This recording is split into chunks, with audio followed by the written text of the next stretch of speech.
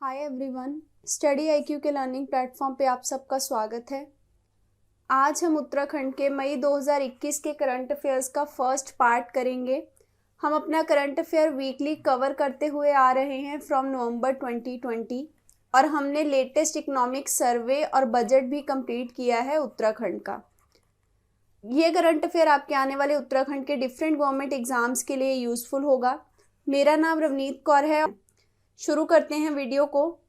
सबसे पहला क्वेश्चन है कि उत्तराखंड के कौन से सिटी में ये बोला जा रहा है कि इंटरनेशनल एयरपोर्ट बन जाएगा 2030 तक।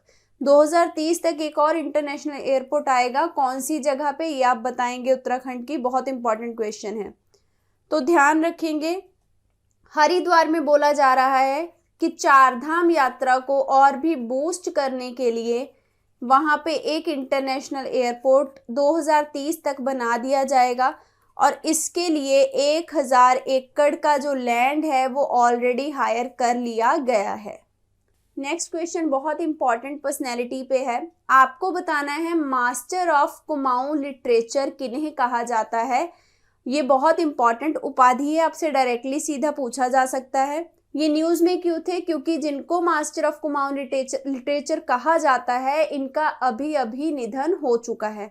आप इनका नाम बताएंगे, तो इनका नाम है मथुरा दत्त मठपाल। इनको कहा जाता है मास्टर ऑफ कुमाऊं लिटरेचर। अगर बात करूं मैं इनकी रचनाओं की, तो मनक सतसेई इनकी जो है बहुत इम्पॉर्टेंट रचना है, ठीक है। और अगर कुछ एक अवार्ड बेहतरीन की बात की जाए तो इनको सुमित्रा नंदन सम्मान मिला था उत्तर प्रदेश से। ध्यान रखेंगे, उत्तर प्रदेश के हिंदी संस्थान से मिला था, ना कि उत्तराखंड के। 1988 में इन्हें ये सम्मान मिला। इनका नाम है मथुरा दत्त मठपाल। इनका अभी अभी निधन हो गया है। नेक्स्ट क्वेश्चन है, कौन सी ऑर्गेनाइजेशन जो है वो हल्द्वानी और ऋषिकेश में कोविड केयर हॉस्पिटल्स बना रही है। बहुत इंपॉर्टेंट ऑर्गेनाइजेशन है और ये बहुत बढ़िया तरीके से काम कर रही है कोविड के अगेंस्ट।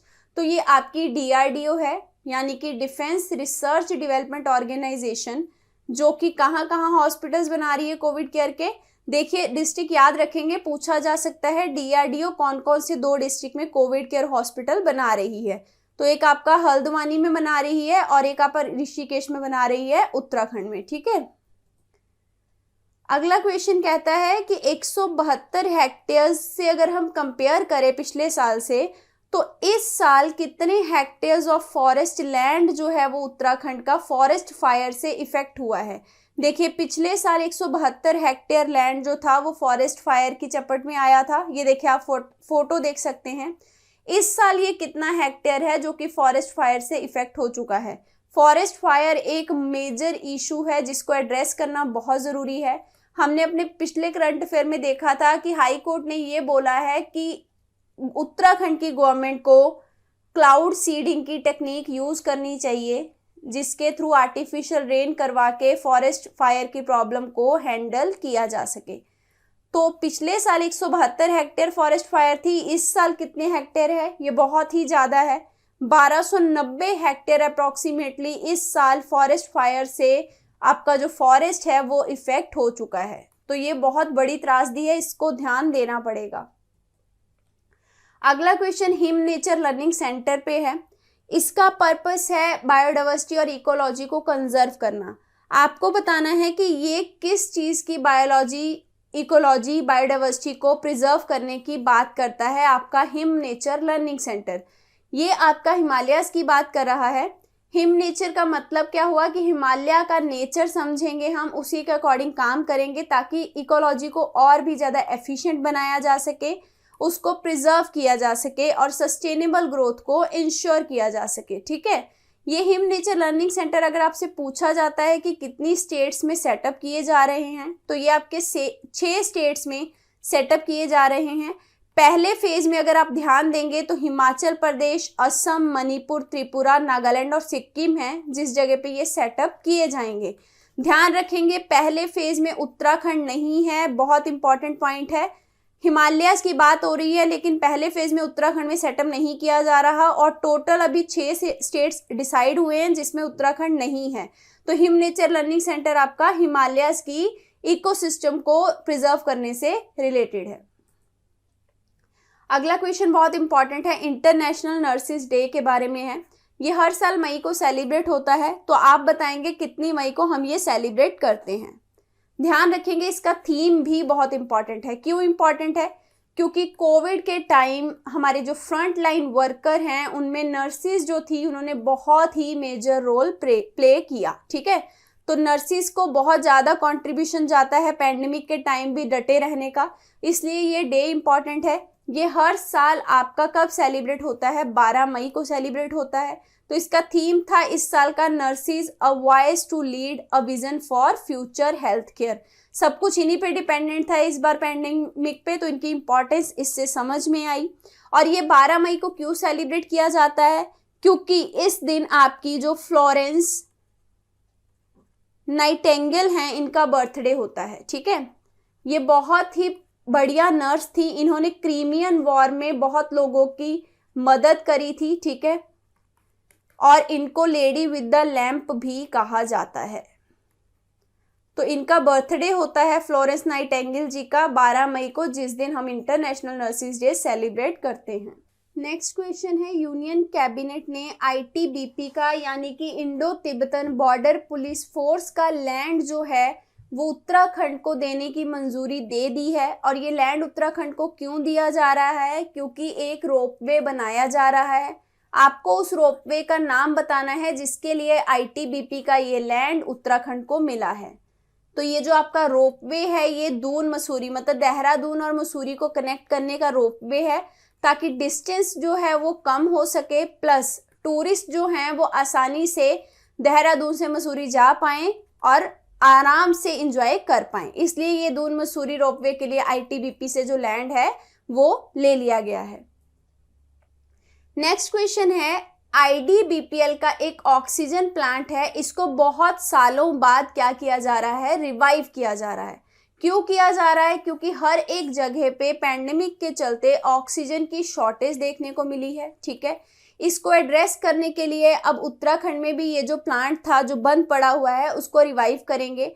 इसको रिवाइव इंडियन आर्मी कर रही है, जो कि बहुत बड़ा चैलेंज है क्योंकि 10 साल से अप्रोक्सीमेटली ये बंद है, 2 दशक से मतलब 20 साल से बंद है।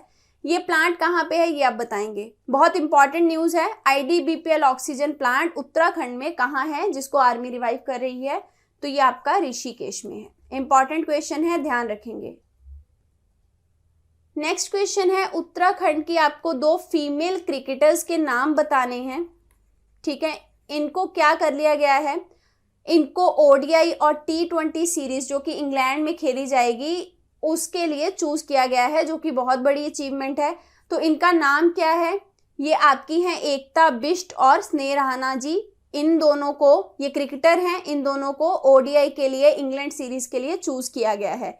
ध्यान रखेंगे, नाम अगर पूछा जाए कि एकता बिष्ट और स्नेह राणा जो न्यूज में थी अभी अभी वो कौन से फील्ड से एसोसिएटेड हैं, तो स्पोर्ट्स से और क्रिकेट से। ठीक है,